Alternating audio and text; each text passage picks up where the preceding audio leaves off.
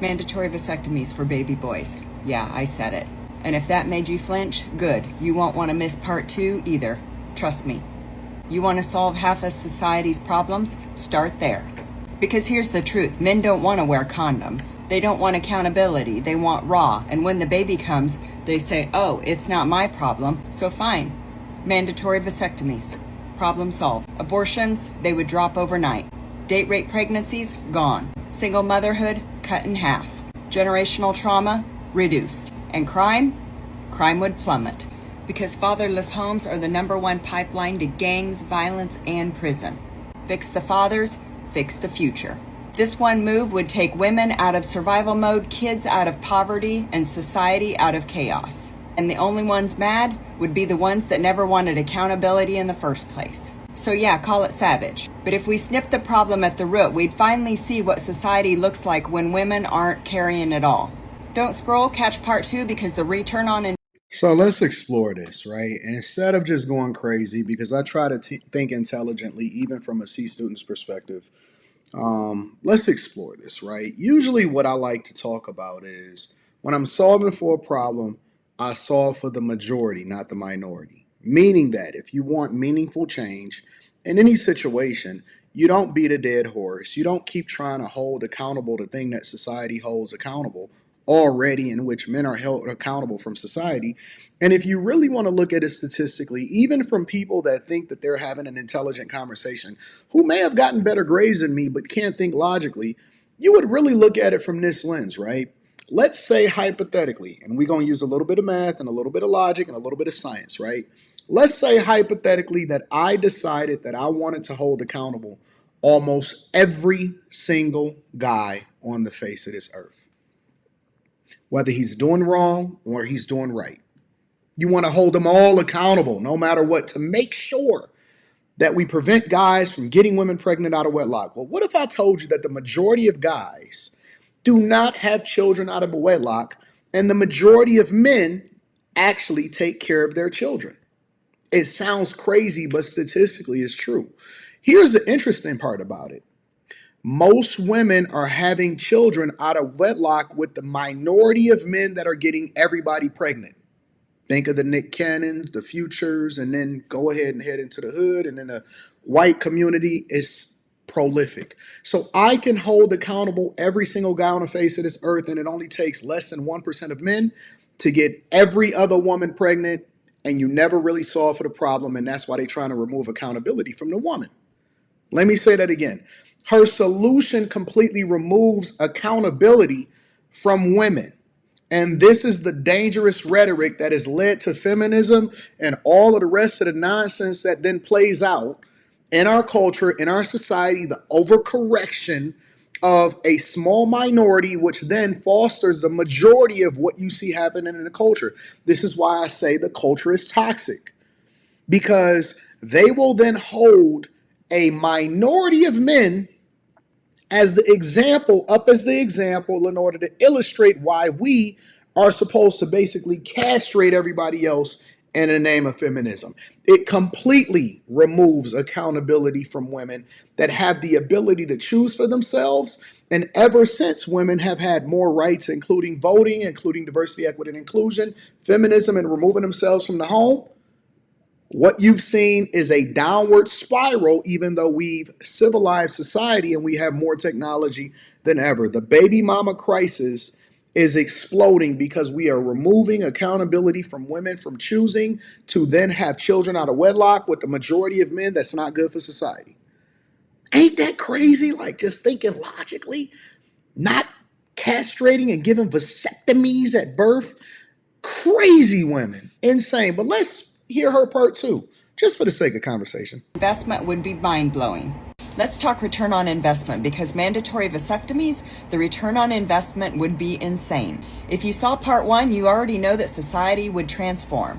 But if you didn't, pause right here and go watch that one first, because this is where it gets good. Fewer abortions, which mean lower healthcare costs. Fewer kids born into broken homes, which means less crime, less violence, and fewer prisons. That's billions saved every year. Billions. The foster care system would be less overloaded. Court systems cleared. Healthcare spending down, and even the economy grows because women are no longer shackled to survival. They're free to build careers, businesses, and futures. And children, they get a life of stability, they get safety, they get a chance at life without chaos. And that, my friend, is the real return on investment. Not just dollars, healthier families. You see this nonsense? Do you see it? This is the real problem. And this is the real issue with liberals and feminism and all of that. First of all, ladies, they are removing your choice because these crazy women, and let me tell you what usually they say. They say stuff like, and I'm not against men. I'm not even a man hater. I am one of the type of people that actually love men. You know, I have a great husband or a phenomenal uncle or a great, some son or something like that that truly holds me down. And so I'm an advocate for him because he's one of the good ones. He's one of the good ones. And it's so dangerous. It's such dangerous rhetoric because then you have a bunch of women followers that don't know their left from their right, and they will follow in the footsteps of such foolishness in order to try to justify their bad behavior because they are a woman that knew exactly what they were getting themselves into, because you can't have a baby without two. Like, let's be clear. Like, when I was coming up, and y'all have heard this story, if you've been here for a while and you subscribe to the channel, I encourage you to do so and make sure you join the Patreon. The link is in the description as well as been to the top of the chat. We having a live stream tomorrow, Patreon exclusive. If you've been with me for any period of time, you know that I was very intentional and very careful about making sure that I was married before I got my wife pregnant. I've been married for over 21 years. My daughter is 17 years old. My wife haven't worked for the last 18 years. We're in Vegas right now having a good time.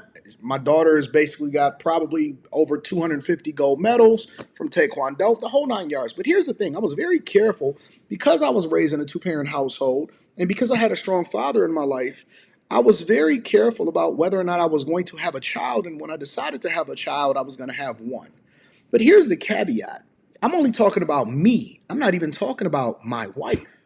Meaning that removing responsibility from the woman would then somehow, some way, say that I had complete dominion over what happens with her body. What happened to my body, my choice? What happened to you being able to choose whether or not only do you want to have sex, but if you choose not to force him to use contraception and at the same time do what you want to do with your baby? What happened to all of that? All of that just goes out the window because y'all feeling some type of way? These type of videos, they really irritate me. They really bother me as a person that is not under duress, has never been in family court, don't experience any kind of problems whatsoever. It bothers me that they are willing to even have this type of conversation and not look at it holistically. Families, safer streets, and stronger communities. And all because men finally had to prove that they were worthy of reproducing. So yeah, cry about it, kings, but the numbers don't lie. Vasectomy is the investment with the highest return on society we will ever see. My content isn't about bashing men. I'm not a man hater. I have a son-in-law that I love. I have brothers that I respect, and I have grandsons that I wish nothing but the best for.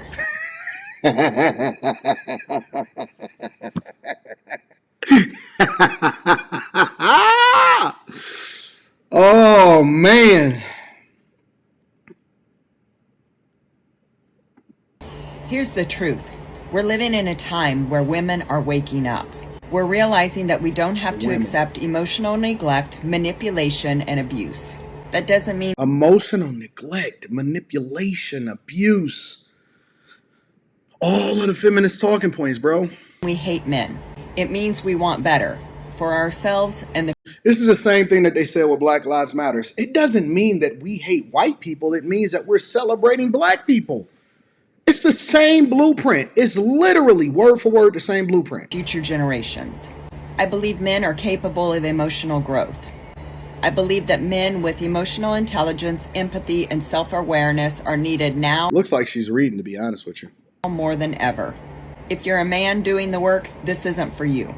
If you're triggered, maybe ask yourself why. Because good men, emotionally mature ones, aren't offended by accountability. Stop saying that. They're leading with love, not control.